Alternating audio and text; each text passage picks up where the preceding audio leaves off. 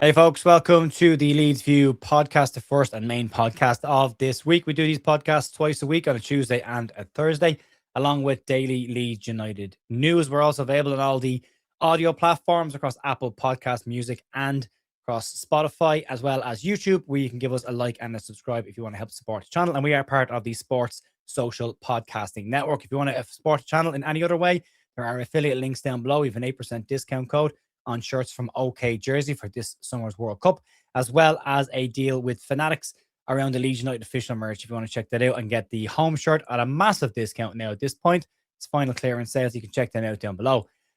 That's the formalities out of the way. We can crack on with tonight's podcast. No, Jerry, he's off sunning himself in España.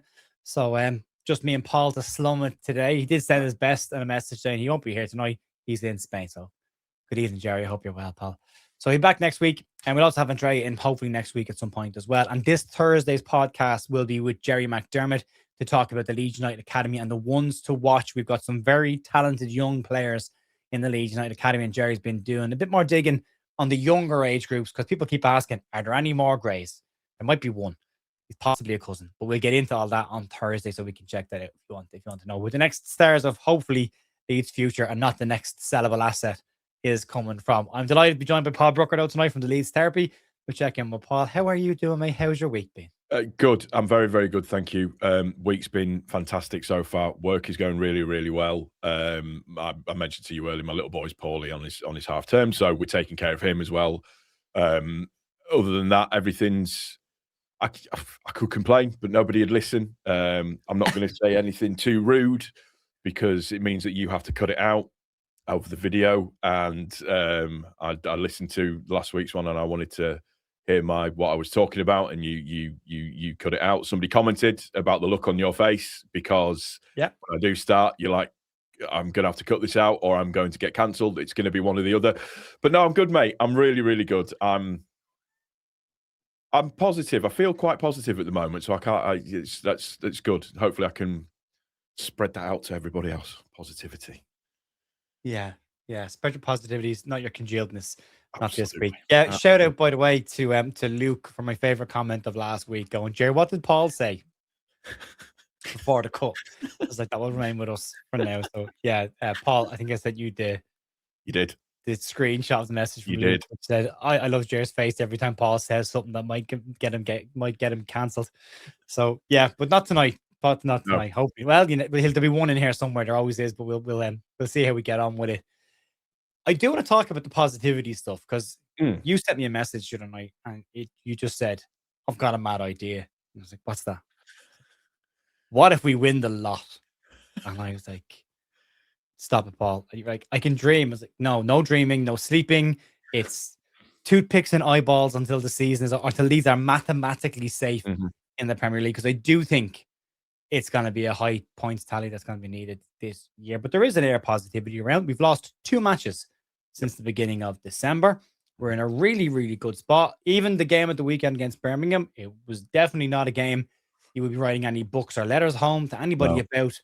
But we still got the job done. And some players who needed those extra minutes did get those minutes that they needed, which hopefully bode them well for the remainder of the season. But yeah, nice positive vibe around the place right now, heading into 2 tough games, Paul. Villa and Manchester City next. Yeah, they're going to be hugely tough. That's but it's the togetherness of the squad that I really like. I like the fact that they all act as a team. They all act as players that are friends. And the thing that was very, very noticeable, particularly in the Birmingham game at the end, a lot of the Leeds players made an absolute point about Perry and pushing Perry forward and making sure that Perry got his flowers at the end of the game, which I thought was really, really good. I was really, really pleased for Perry. I thought his performance was good. Obviously, there was a couple of little coming out and not quite getting the ball, but that stunning save that he makes, a couple of other really important saves that he makes, the penalty save that he makes as well, bearing in mind that out of 13 penalties that he's faced, they've all been scored against him.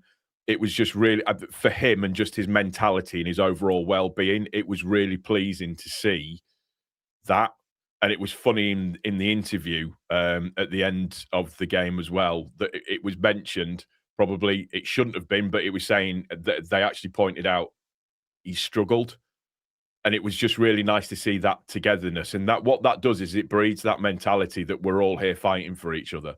I think that's what makes people positive. I think as well, the fact that we're sitting 15th and not 16th, that psychological effect of being a place higher up and there being a bit more daylight between us and the bottom three as fans, that makes us all a bit more positive as well. Although there will still be people out there that will look for something to complain about.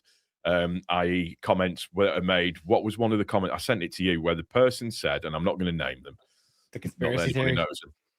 But it was that conspiracy theory that Daniel Farke has done an absolute number. He's played players and they've been not very good. And what do you expect? They're not going to be very good because they haven't played for ages. And it's just like that's not the point. Why? Go on. I mean, it's not wrong. Mm-hmm. But it's also definitely not a deliberate decision by the manager to make players look worse. But there is we talked about today, Graham Smith on the Square Ball obviously had that conversation as well. But there is this narrative about it's a deliberate thing that Daniel Farke has clipped these players' wings and Tanaka and Anthem, blah, blah, blah. But I keep saying, if Leeds are picking up points and Leeds are doing the job and Leeds are getting what they need to do, it doesn't matter. I genuinely don't care what 11 are on the pack. And I love Tanaka. I'd love to see him play more because I think he brings something different. But there are games coming up where he'd be far more useful, probably far more to his strengths in the games that we've come out of, especially when we get past Manchester City. You've got Sunderland, Brentford, Crystal Palace. They're games that I think Tanaka would be a very strong option because I think Daniel Farke will move away from the more defensive-minded midfield and go to a more expansive one because it's a full season and it's a full squad of players and they're there. I said in the news today, do I believe that Willie Gnonto and Tanaka would have played better against Birmingham had they had more minutes under their belt? 100%. Mm-hmm. But at the same time, Leeds have lost twice since the start of December. Mm-hmm. Well, it's not just that. It's not just that. You said it in your video today, and it's something that I firmly agree with. And take the fact of Farke and the name on the back of the shirt. The name on the front of the shirt is more important than the one on the back. So that's what matters. But also as well, take the fact that it's Farke out of the equation, and take the fact you just park that for one side. We don't see the training sessions. We don't see what these players are doing in those training sessions. We don't see whether or not they're busting a gut to make the case in training for them to be starting. So we don't see any of that. And also as well, like you said, in terms of records-wise, since December, we've been brilliant. We've been absolutely brilliant. And there's no need to upset the apple cart with that at all at this moment in time. It's working. It's absolutely working, and we need to make sure that we keep doing that. And unless there is a particular player that is absolutely, showing it in training and other bits and pieces, there's no need to change it, unfortunately. And I do get people have their favorite players, and I do as well. And yeah, I'm not saying if you're one of those people that believes Tanaka and Gnonto should be in the starting 11, I'm absolutely not saying you're wrong. That's your opinion, but it is an opinion. I would pick out Tanaka in my starting 11 probably every single week if I got a chance. But at the same time, I can respect the job that's been done by the midfield that's there. I'm more interested in getting Anton Stach back at this point as well in that midfield. Yeah. At least we've got competition in that midfield area, which is the first time in a very, very, very long time where we've had real competition in there. And as Graham Smith put it, Daniel Farke sees the likes of Tanaka up against Ampadu, Stach, Longstaff. I mean, Sean Longstaff's not even starting games outside the cup match, and he looks rusty. He's been out injured, but if they're not getting the better of Ampadu in training, then Farke is looking at it going, well, I'm not going to start you in this game either because you're going to be up against, Douglas Luiz, or you're going to be up against Rodri or whoever it is that you're up against. So, but I genuinely believe that I'll have that part to play. I don't believe there's a conspiracy behind it. I don't believe that he's doing it deliberately because he's just devaluing the player's price if he does that. And he's probably going to need to move a few players on the summer and bring in upgrades and all of that. So it's his money that he's wasting. Yeah, it's how do I say this without annoying people? I understand the frustration, but it doesn't matter. Yeah, it doesn't. It really doesn't. As much as you hear the Ramazani thing put on everything, and he scored a fantastic goal at the weekend. Absolute banger at the weekend. However, it's consistency. What's the consistency like? What's happening when they come in? And one of the things that you'll notice Farke will say, if something gets changed, generally speaking, he'll give a reason for it, like trained like an absolute beast this week, or certain players like Justin has trained really, really well. Okafor's trained really, really well. It's things that he's mentioned. And what you've got to do as well is when you're a footballer, you have to take your opportunities when they're given to you. And if you take your opportunity and run with it, then you'll reap the rewards of that. And I present to you Bion, who was massively peed off because of not getting any game time. The chance was given to him, and he hasn't looked back. He is now probably one of, if not the most integral part of our defence. Same thing, Okafor. Same thing, Aronson. We all complained about certain players and not coming to the fore enough. Aronson has been ridiculous over, the month of January. He's just been phenomenally good. I'll upset a couple of people, but Ilya Gruev is another example of that as well. Because again, taking whether you like the player or not, you look at what he's done in his last couple of matches. He's been very, very good.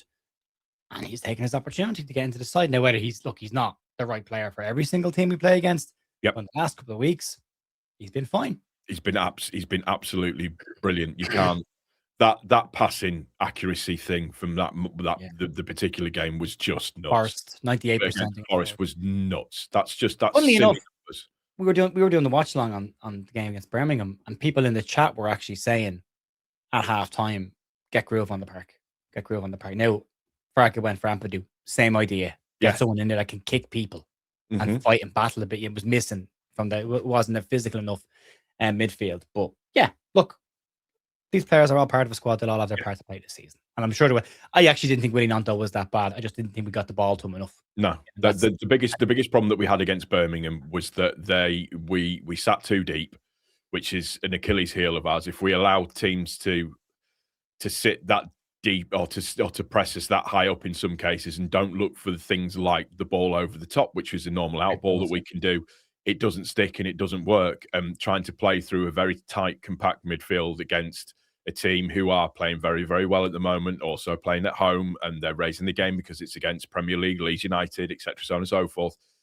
It's going to be difficult on that basis. And everybody was saying about how, Mecha was as well. And at the end of the day, the gap between him and the midfield was huge, was absolutely huge. He's not a hold-up player.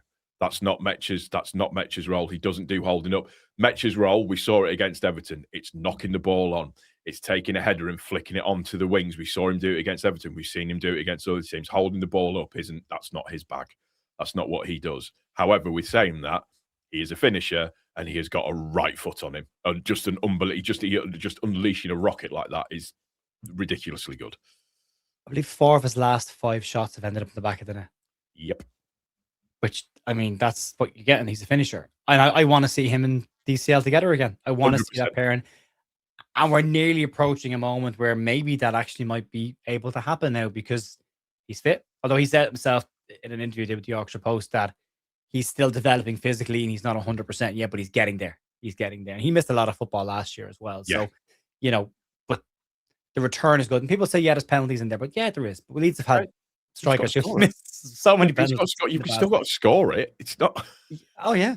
Yeah. Look, I just don't want to see a centre half taking penalties for Leeds as their main spot kick taker. So for me, it's fine. And again, as you said rightfully today in one of the videos that you did, our 2 strikers that cost us nothing have nearly got 20 goals between them in all competitions this season. So it's exactly what you want. And I'm not, listen, that's not me. I said it in the video, but that's not me going, the recruitment team are absolutely fantastically brilliant, but they've done a particularly good job with those 2 players in terms of it's worked. That's the main thing. They took a gamble on 2 players' fitness, and right now, touch wood, it's paid off. Now, there's still 12 games to go in the season, so we'll see when we get there towards the end. So, yeah, the race has not been run. No. I don't want to be the Olympic 1,800 meters runner who starts celebrating before he gets to the final turn and then gets bypassed on the straight with no legs. So, yeah, there's still time to run. And speaking of that, we move into the weekend's action, Paul, before we kind of talk a bit about the news of the week that's floating around as well.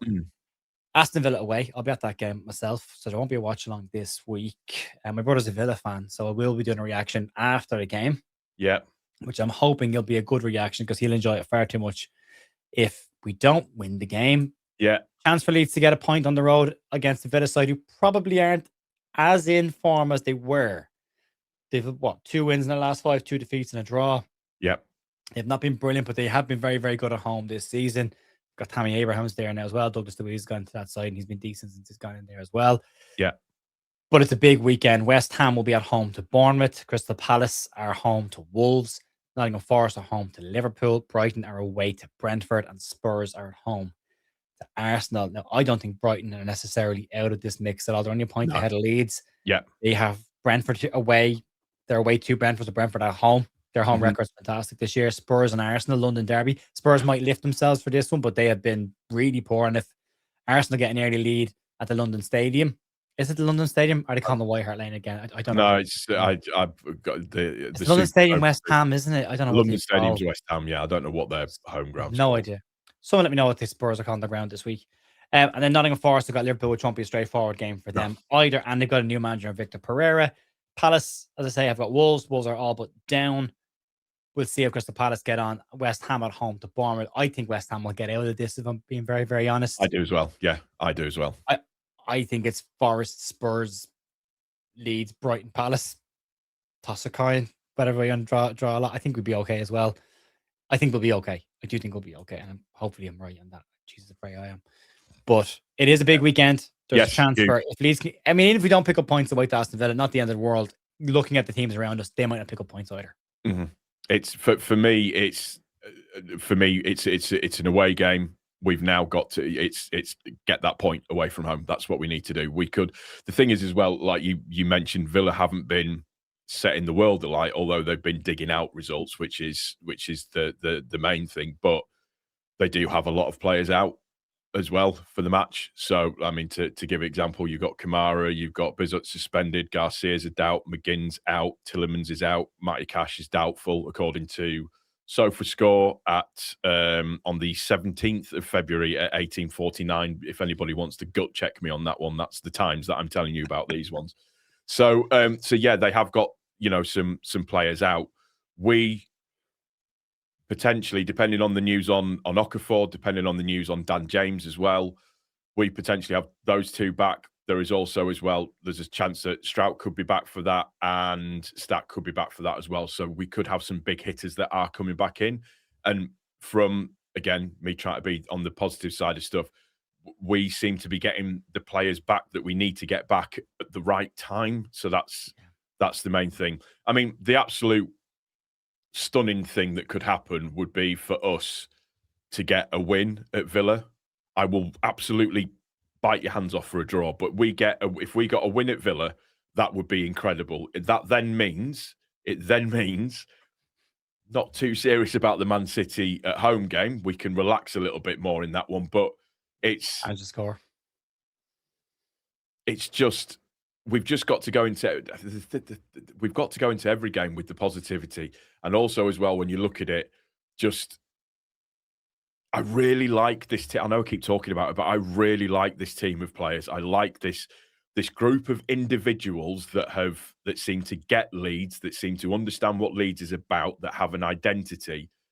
And that, again, we talked about it, the hard work beats talent when talent doesn't work. And that hard work has shown since December. We've said it before, it's going to change. It's going to concertina. It's going to string out a little bit. We've just got to be prepared for it when it does happen and not massively poop the bed.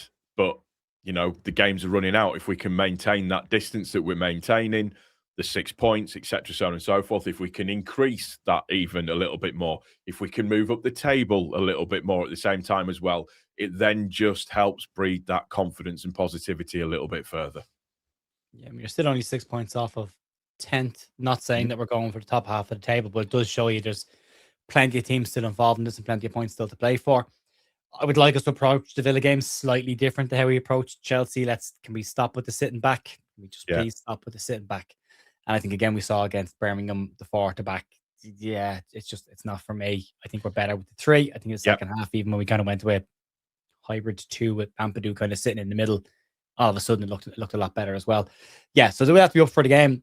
Again, as you say, at the time of recording, the injuries for Leeds are all doubts. At this time, no one's confirmed. Daniel Farke's press conference, I believe, is tomorrow. It could be Thursday, but I think it's tomorrow.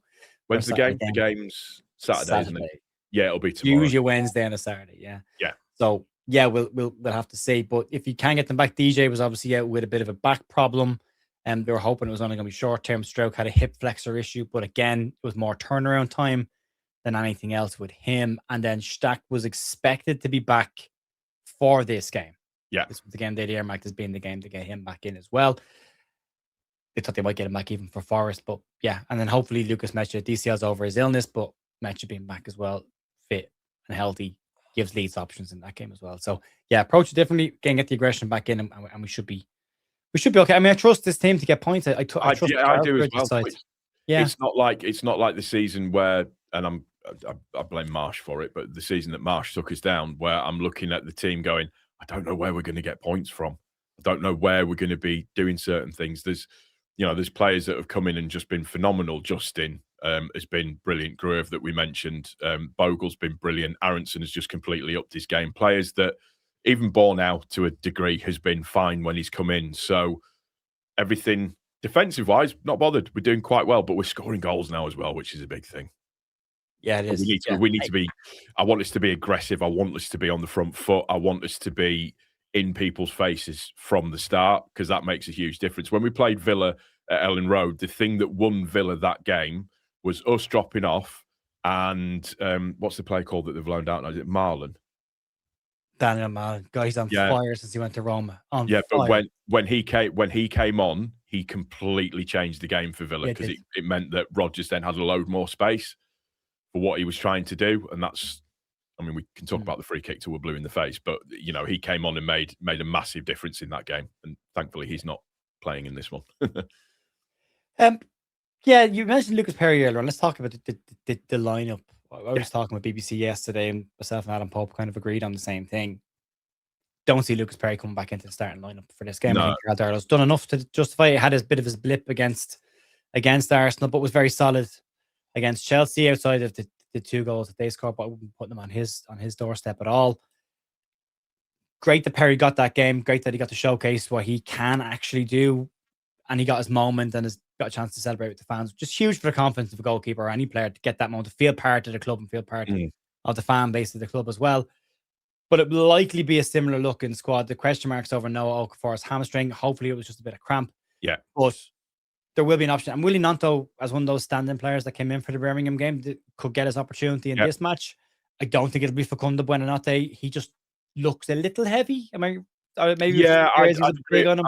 I'd agree with that. I think he looks a little bit tubby. He looks a little bit bereft of confidence. And unfortunately, I think he is kind of reaping the rewards for playing or signing for Chelsea, unfortunately. And Chelsea, just that decision that was made, I think, has really, really hampered his progress this season.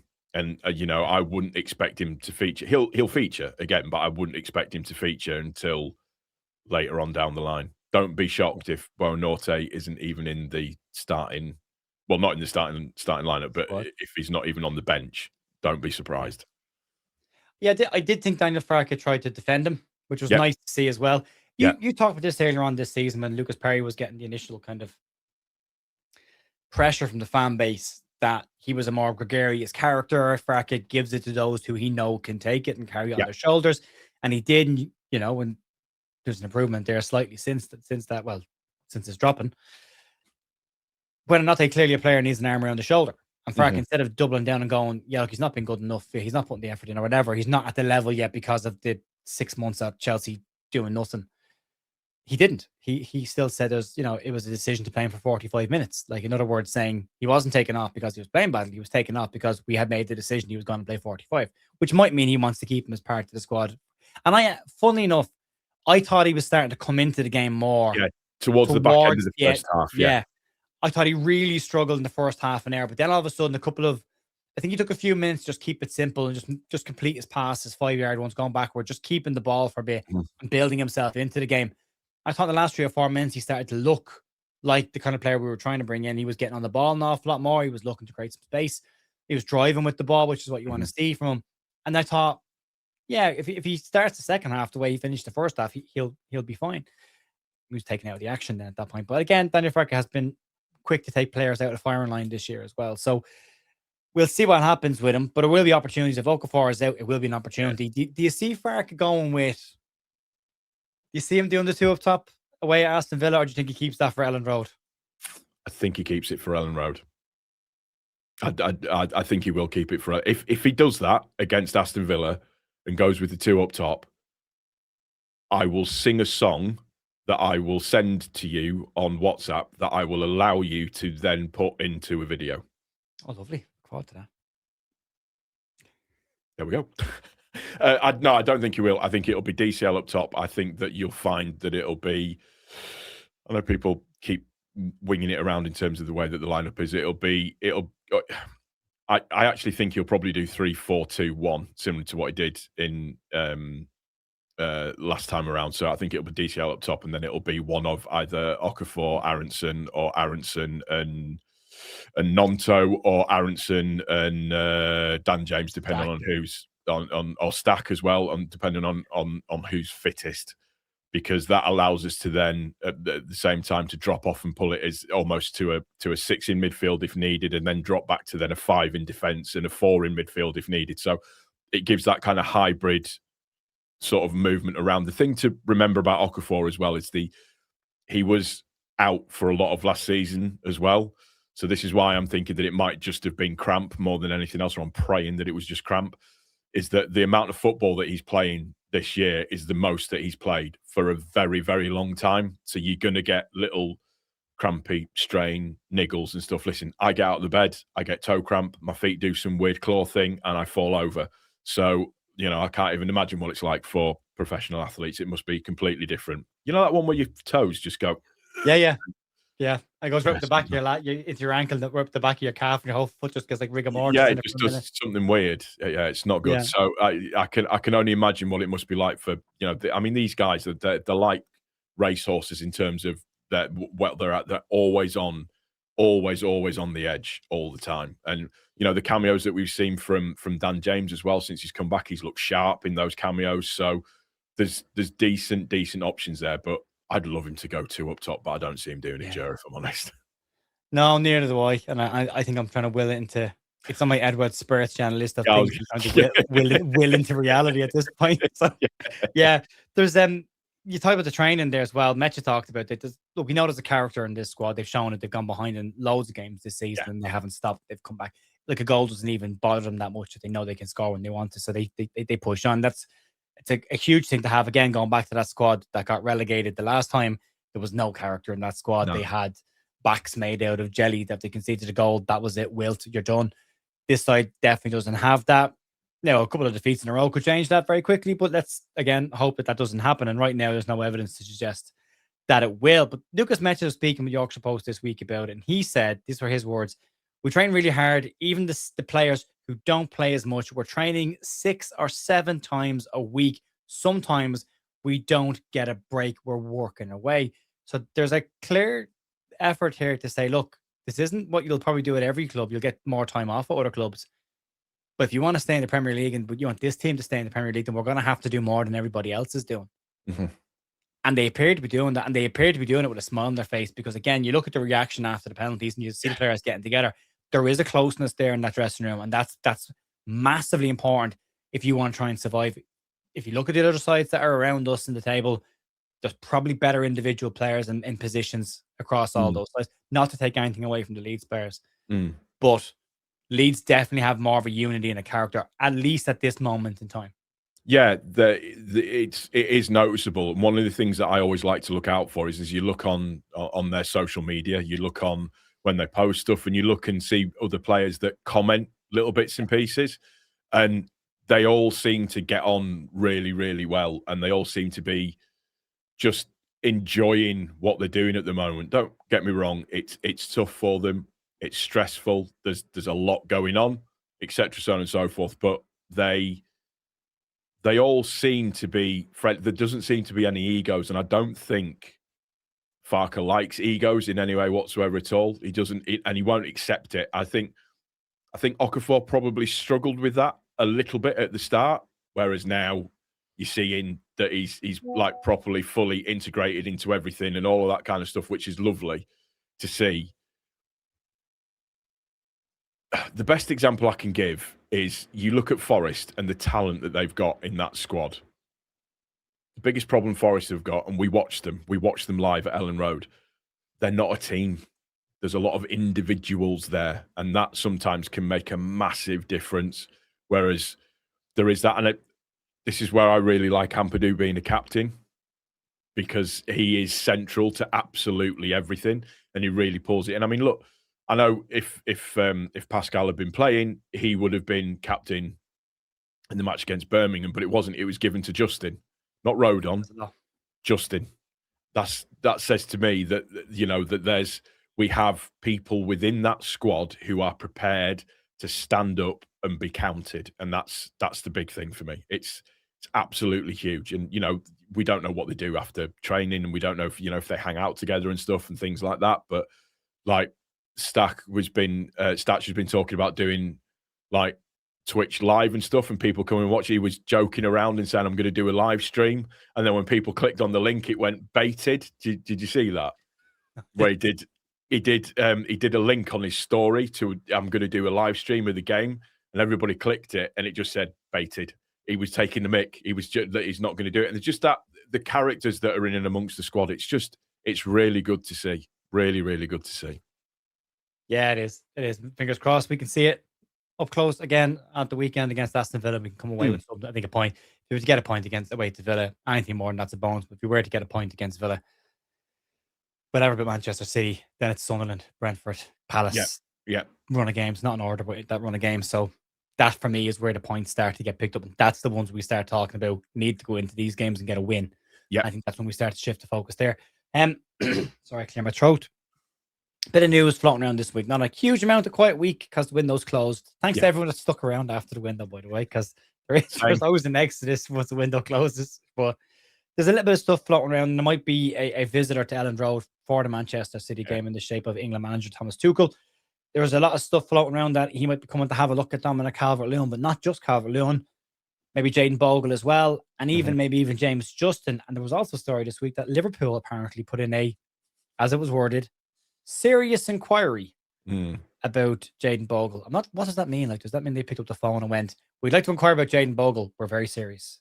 I think so, and probably Leeds went, "No, go forth and multiply," and put the phone down. So yeah it's 5.5 minutes of pure hysterical laughing followed by a dial tone. Yeah, I think what that actually speaks to is more a case of how good our players have been this season. That there are teams that are looking at them from a point of view of Sorry, I keep getting messages come through on my WhatsApp, and I've tried to mute a group, and it just doesn't seem to be working, and it still keeps pinging, and it's annoying the hell out of me. Sorry. Where were we talking? Because that's completely thrown me. Bogle. Yeah, just how good he actually has been. I think he's been brilliant, and if that is what's going to be happening, then fantastic, because that's what should be happening. That should be what players are aspiring to. DCL for me has to be in a shout for the England side of things. He's top English scorer in the league so far this season. His work off the ball, his work rate has been phenomenal so far this season. For us, it's been absolutely brilliant. James Justin, when he's come in, I mean, come on, he's not really put a foot wrong, really. And if that's the case, that we're having three players being looked at, then that's really, really, it's a good endorsement of the coaching staff. It's a good endorsement of Farker. It's a good endorsement of what this team is actually trying to achieve. You can't be anything other than happy. I mean, as for Liverpool, and we all thought it was Everton, but as for Liverpool coming in and giving a serious inquiry, whatever. But again, just speaks to how good a player is actually playing. We all know how good Jayden Bogle is, how fantastic he's been for us, that the Sheffield United fans were massively wrong in what they were saying about him, because he's proved that, the same as the Leicester City fans have been wrong in what they were saying about Justin, because Justin has been brilliant. The same as a lot of people were completely wrong about Biol, because anybody that studied Udinese and how they were playing could tell you that Biol is a very, very good defender, an absolute monster. So you've just got to sometimes not listen to the noise and actually try and see everything with your own eyes, because you'll see it for what it actually needs to be. Yeah, fingers crossed for them. I would like them to stay away from international football until at least the summer, but it is an important international window. This is the last one they'll get before the mini one at the end of the season, before Tuchel will pick his final squad then for the World Cup, or his provisional squad for the World Cup. So, yeah, it is an interesting one. Before we wrap up, I just want to show up the screen real quick. The form table. This is on FotMob. For those who are interested, have a look at it. If you can see that, you might not be able to. I'll zoom in a little bit. This is the form table over the last 5 games. In the last 5 games, the league table leads sit 8 in that table. If you look at the bottom 6, it's Wolves, Tottenham have the second worst run as it stands in the Premier League over the last 5 games. Then Brighton, Fulham, Newcastle, Crystal Palace, Burnley, Sunderland are just above them as well. And Leeds are slightly above Aston Villa in 2 places, sitting 8th, as I said, in the form table. So, I mean, if you look at the league table from December on, it'd be pretty healthy looking Leeds United position at that point. It's great. But again, what it shows is how good we've been since December, and how well we've played, and what we've done, and how we've gone about our business. The biggest thing was that really horrible patch that we had where we didn't think anything was going to happen. And then we just seemed to, I don't know what happened, but we just seemed, well, we do know what happened. It was Manchester City, but we just seemed to take off, and the rest has been history. And I think if we are to stay up this season, that period, or this period that we're in now, is the reason why we'll stay up, because there's been a level of consistency that we've gone through that has gotten us to where we are now. It's just very, very pleasing to see. I still find it hilarious that, given that Nottingham Forest are 12th, that they're now on their 4th manager. But it's crazy, isn't it? I know, we are where we are. Yeah, to think that that the manager was not only nominated for manager of the month, but hadn't lost 1 game in 6 or something like that, and he was fired because of it. So that's the only one. Where do you sit on this as well? Because for me, I'm more nervous about Victor Pereira coming in. Sorry, my throat's set at me. It's fine. And Victor Pereira is the one that kind of worries me a little bit. Igor Tudor, not so much. I spoke to Andrea about Igor Tudor. Yeah, I've seen the message. He's a madman. He might be exactly. Yeah, we were talking the group chat actually. Yeah, so it might be what they need. And Tottenham, but I think it's quite a delicate dressing room, so it might backfire. We'll see. But Pereira is the one for me because he does like to play football. And I think Forest's issue over the last 6 games, they had a manager who doesn't like to play football and likes to be very direct with players who are footballers, like James McAtee, who couldn't even get into the side because of how Dyche was setting them up. Now they'll have a manager that will likely want to play more ground-based, fast-paced football, which might suit the players that they have, and they might get out of trouble because of that. So there's that one. And then, Spurs with Igor Tudor. Outside of that, I think Burnley and Wolves accepted their fate, but looks of things, it seems quite calm around the place. Yep. The fact that they're bottom and second bottom. But where do you sit on those two, Spurs and Nottingham Forest? Because I thought before changing the manager, Spurs are in real trouble. Yeah, I still think Spurs are in trouble. I think it's going to be a couple of weeks until Tudor can get a tune out of them. What I worry about with Spurs is the mentality of the. I mean, I'm not worried about them, to be honest with you, but the thing that stands out with Spurs is the mentality of the players and how they view it. Are they up for this kind of fight? Are they up for the low down and dirty? I mean, Romero just keeps getting sent off, so not sure. The defense seems appallingly bad. They've only picked up 10 points at home all season, so they are really, really bad at home. With Forest, it's very much there's a team of individuals that are in there. Forest have brought in Pereira off of the basis of what he did at Wolves at the back end of last season in terms of keeping Wolves up. So for me, he has to try and get a team of individuals playing football and trying to get them not to concede goals. One of the things that they've been doing, obviously with us as well, a lot is they can be caught on the break. Their transition from midfield to defence is extremely slow, so they can be caught with balls over the top quite easily, and they do tend to concede quite a bit, quite silly goals. So it's whether or not he can shore all of that up. It's all well and good playing the nice football side of things, but you have to do the dirty side of the game as well. So it's whether or not he can tune that round to get them to be able to do the dirty side of the game that we need them, that not we, but they would need to be able to do to stay up. So I don't know. I'm not overly worried about it, because I don't think we need to be. I just think we just focus on us and keep doing what we're doing. If we keep winning games, keep matching results of other teams in and around us, we're absolutely fine. But like I said, for me, it's the mentality of Spurs. Do they have the mental for it? And for Forest, it's the individuality of the team. Is they're going to be able to make those changes that are necessary to make them a team? I don't know. Yeah, we don't worry about them. We worry. No, we don't worry for them. We worry about them. We don't want them to fix their issues. We want them to continue to struggle for the remainder of the season, and then we pick up our points. Daniel Farke currently is averaging 1.2 points per game at the moment, 27% win ratio in the division this year. Versus Sam Allardyce year, we went down 0.3. Michael Scubala 0.3. Javi Gracia doesn't actually fall into that at all, which is unusual.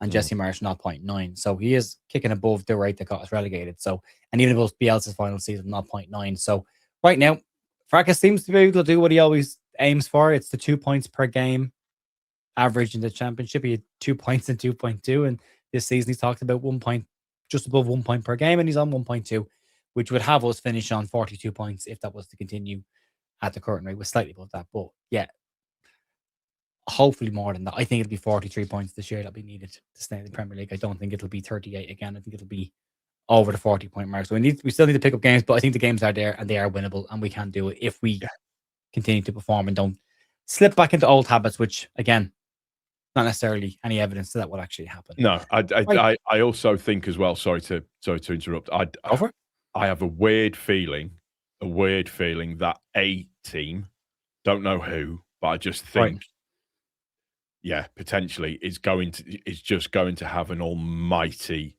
nosedive, and I've just got a feeling that's going to happen this season.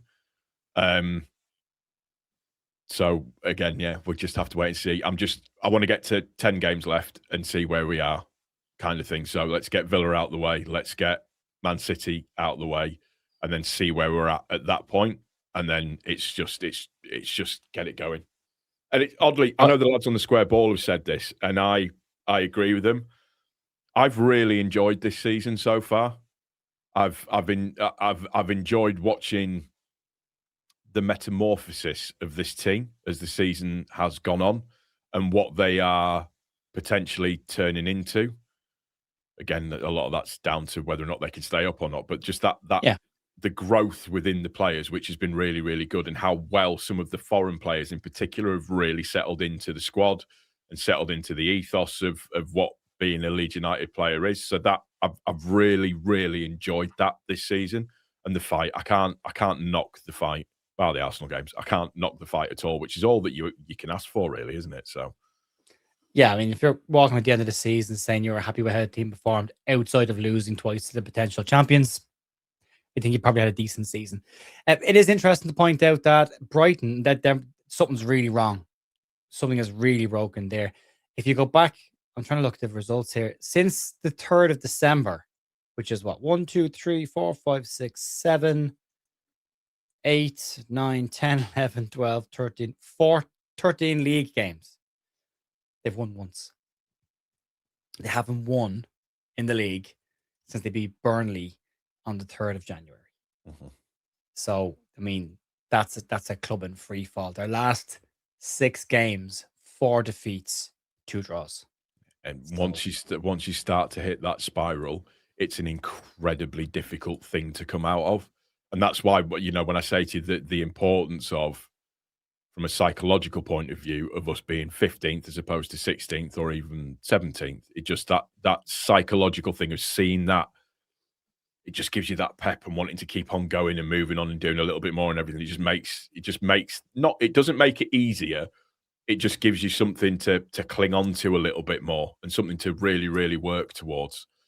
That's why it was, we were doing really well in the league, but we weren't moving up any places. And then all of a sudden we get to move up one place and automatically you just go, ooh, this looks a little bit interesting. So we've just, like I said, it's just got to maintain and keep fighting. And like I said, I think we've got the characters within our squad to not let people take a day off.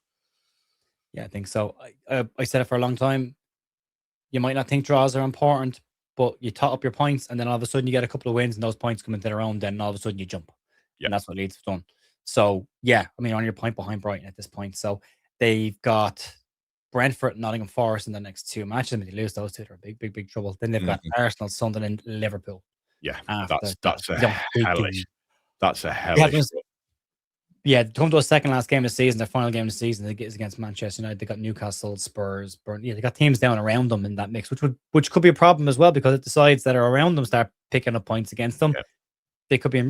Could you imagine a situation where go back to the years of talking about football models in the Premier League, and everybody was trying to replicate the Leicester model, and now they're in the relegation zone in the Championship, and even outside their points deduction, but still only been 3 or 4 points above the relegation zone anyway. So they could be getting relegated, the great Leicester model. And then the Brighton model was the great model to have. And they could end up going down. Like they're 14th place and we're talking about them possibly getting relegated.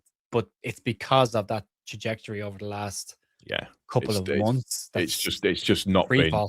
It's not been great. I mean, where we haven't played so well, we've still managed to pick up points, and that's the main thing. It doesn't. I know people like to wax lyrical about performances. We all love to because we all like statistics and everything. But at the end of the day, I don't care how you get there. What I want you to get is I want you to get either the point away from home as a bare minimum, and depending on who we're playing against, I want the 3 points at home, which is the thing. And the thing that's been nice is that everybody's talked about how hostile Ellen Road has been this season, and the fans are to be applauded for that this season because they've been second to none in what they're doing and what they've done. So we've just got to keep that up, and more games under the lights, please. Thank you very much. There's 2 more anyway, so there's 2 more to look forward to. We've got the Brentford game and the Sunderland match. That's 2. Get 6 points from there. You're nearly there. Right, we will leave it there and we'll wrap up tonight. Massive thanks to Paul for joining us. Hope Jerry's having a lovely time over in España, and we'll have. Hope he's not getting food poisoning. Well, yeah, I don't think he will be. I think he'll be getting nice food. Paella. Oh, yeah, I don't think so. I think he'll be all right. Jerry likes good food. Yeah, it'll be fine. We've got Jerry McDermott joining us then on Thursday night to talk about the academy and some of the ones to watch, and we will snip that up into little bite-sized chunks. We're going to talk about individual players. If you've got any questions for that, by the way, if there's any players you're interested in outside of maybe one of the Greys, stick them in the comments, let me know, and we'll ask Jerry to have a look before we do the recording on Thursday afternoon. But you can check it out then. Mass thanks to Paul, as always, here beside me. You can check Paul's details out down below. And again, if you haven't liked the video or subscribed, consider subscribing to the channel and help us to continue to grow. And check out our Instagram page as well, where we've got questions of the day, statistics, and other pieces going on over there that aren't always shared here, including our match ratings, which are from Finalysis. Those who ask about the match ratings that are on the instant match reaction, they come from SofaScore. They're silly because they're an algorithm, and they gave Sean Longstaff man the match against Birmingham, which was crazy. But that's just for an instant match reaction. Outside of that, you can check out the proper ratings from Finalysis over on our Instagram page, Leeds View. So that, have a great rest of your evening and your day and your morning, whenever you're watching this. Talk to you soon. See you later.